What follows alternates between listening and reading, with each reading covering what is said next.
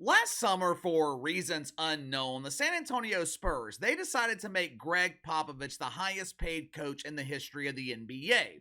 Over the next 5 years, the Spurs, they're going to pay Grandpa Gregg $80 million. Now, this contract was confusing for a couple of reasons. Number one, why would you give a 75 or soon to be 75-year-old coach a long-term contract extension? I mean, I guess I'll give some credit to Gregg Popovich here. He's got better aspirations than I do. When I'm 75 years old, if someone asks me my 5-year plan, my answer is going to be don't die. And reason number two, and this is just my opinion, but Gregg Popovich, he is no longer worth $16 million a year. The current results do not justify the salary. This dude's making more money than most younger NBA players. I don't remember the last time that Gregg Popovich made a game-winning shot. I don't remember the last time he closed a game in a clutch situation. Hell, I barely remember the last time that Gregg Popovich coached a meaningful game because he hadn't made the playoffs in 5 years.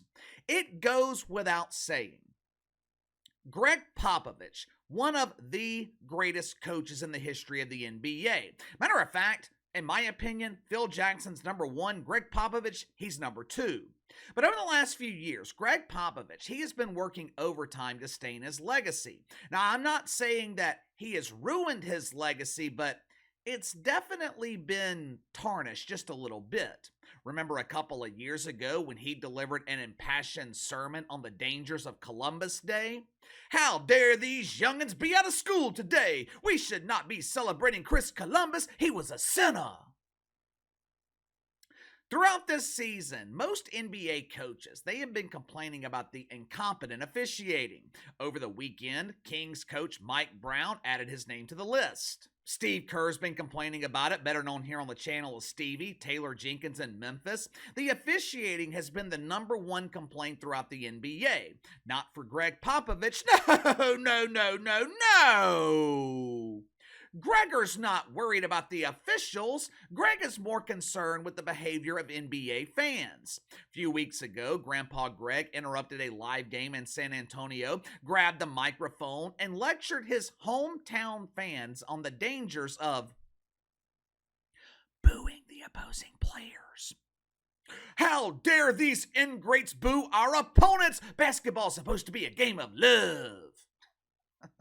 You know, the NBA is a very young league. NBA has never been younger than it is today. As a result, many head coaches are also younger. Hell, some coaches right now in the NBA, they are younger than LeBron James.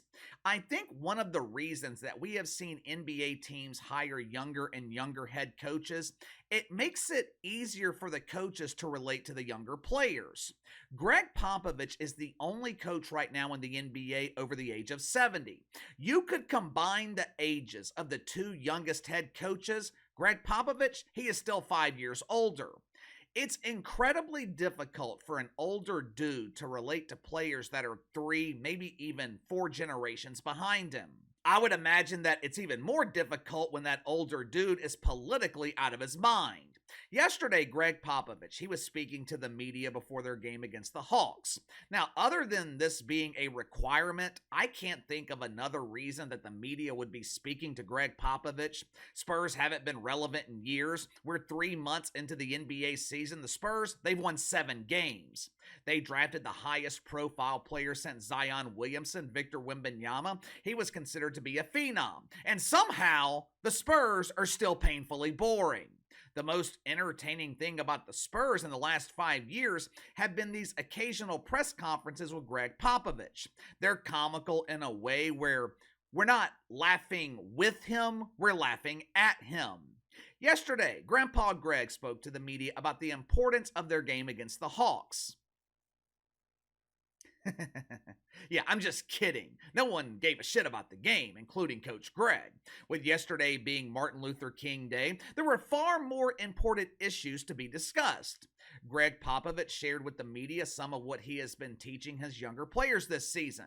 Now, obviously, he hasn't taught them shit about basketball, but he's been covering the important things, like some mythical book ban that doesn't exist, and redefining the word woke. Watch for yourself. A lot more satisfaction out of our jobs in San Antonio, and I think that's gone across the league as time has gone on by making sure we're spending time with the players uh, with lessons in history about people, about events, things that have happened.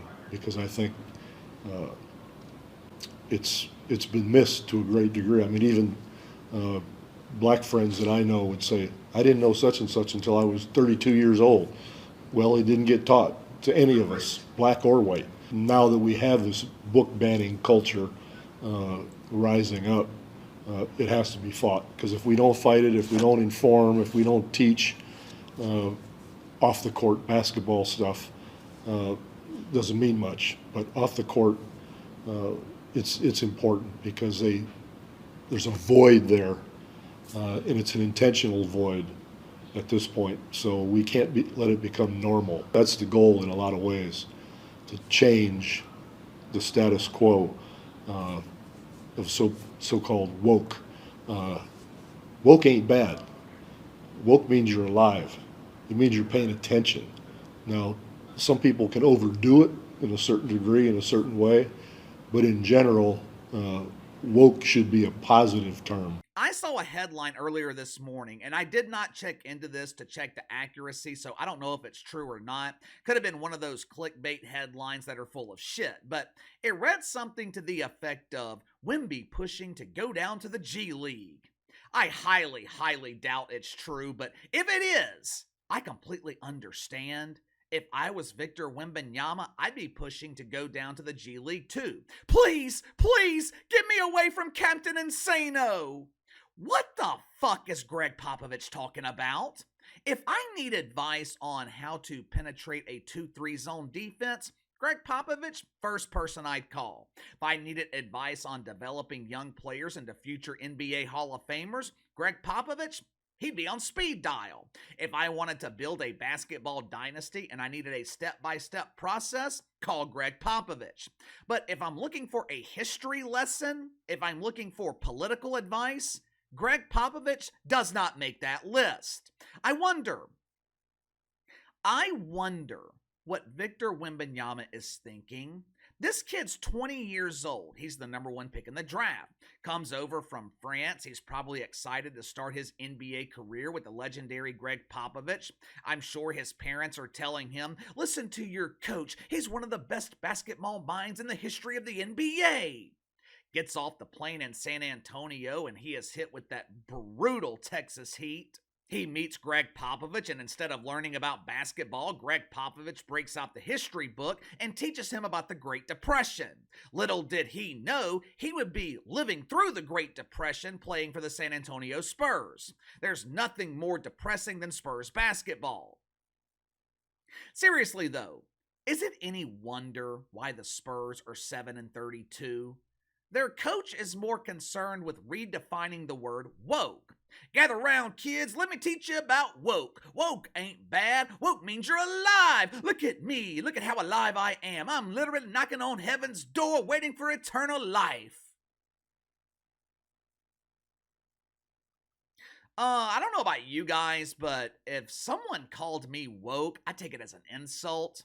Let's just look at some popular woke narratives. You tell me, you be the judge. You tell me if this is good or bad. Defund the police. Now, believe it or not, San Francisco is a top 3 market for this channel. All my viewers in San Francisco, how'd defunding the police work out for you? Can't find cops in San Francisco, but if you download the Doodle app, you can find plenty of freshly steamed produce. Another popular woke agenda is wide open borders. How's that working out for the good people of Texas? As it turns out, people in Texas, they've got similar problems to the people in California. When I say California, I'm not talking about the state of California. I'm talking about Baja California down in Mexico. Those good Californians in Mexico, they are dealing with border problems too. Gavin Newsom has made life so miserable for Americans in California, they are crossing the border into Mexico. You would be surprised how far your money will go in Baja California compared to Gabby Newsom's California. You can get a great deal on a straw hut for a few $1,000s. Let's see, what's another popular woke agenda? Peaceful protest. Matter of fact, deacons at Woke United Methodist, they redefined the word peaceful before Deacon Gregg redefined the word woke. Their definition of peaceful protest is bonfire police cars, five-finger discounts at Louis Vuitton, and a lovely dinner at five-star Frank's. This is what the San Antonio Spurs, this is what the Spurs are paying $16 million a year for. An aging head coach that doesn't teach the fundamentals of basketball. Instead, he's teaching the fundamentals of shit fuckery. You know, seriously, I hope this is not how Gregg Popovich is going to be remembered. Obviously, the NBA is not going to remember him this way, but I hope he is not remembered this way by normal people. In a league that is heavily focused on stars where teams are built around superstar players, Gregg Popovich did the complete opposite. He built his dynasty around the team. The Spurs won by committee. No player was bigger than the team. In his prime, Gregg Popovich, he taught those guys how to play together. Now, to be honest with you, the Spurs, they played a bland, kind of boring brand of basketball, but it was an effective brand of basketball. You don't make the playoffs 22 consecutive years without great leadership from your head coach. There were never egos in San Antonio because Gregg Popovich didn't allow it. What the hell happened to that guy? Now it seems like he's the one with the ego. He's damn sure bitter. Seems like every time we talk about Gregg Popovich, we are reacting to his bitterness. But before I get out of here, I wanted to briefly mention Mike Tomlin. The other day we talked about the importance of time and place, how there's a proper time and a proper place to do certain things. Yesterday, the Steelers, their season ended in Buffalo. This coming season, 2024, final year of Mike Tomlin's contract. Now, there's a lot of speculation as to whether he is going to sign an extension with the Steelers or if an extension is even going to be offered. There's a lot of speculation as to whether Mike Tomlin will retire or maybe sit out a season and coach somewhere else in the future. Either way, the time and place to ask questions about his future, it's not immediately after a crushing playoff loss. Apparently, Mike Tomlin felt the same way. Watch for yourself. Mike, you have a year left on your contract. I love it.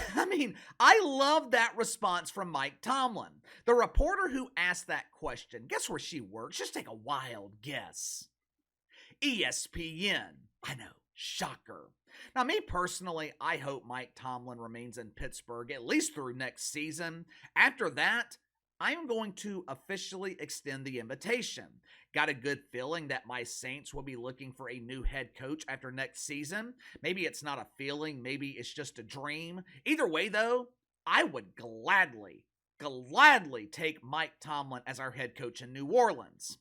But anyway, give me your thoughts on Gregg Popovich. He delivers another impassioned sermon on mythical book bans and woke history. He claimed that his history lessons are more satisfying than teaching basketball. Spurs are paying him $16 million a year to be a glorified history teacher. So far this season, they've paid him just over $2 million per win. That's okay, though. That's okay. His players, they learned a lot about Chris Columbus. Is Gregg Popovich out of touch? Has he lost it? Let me know. Sound off in the comments below. Like, subscribe, share the video. I appreciate your support. Best way to contact me is by email at btlkc84@gmail.com, KC_BTL84 on Twitter. I'll see you guys tomorrow.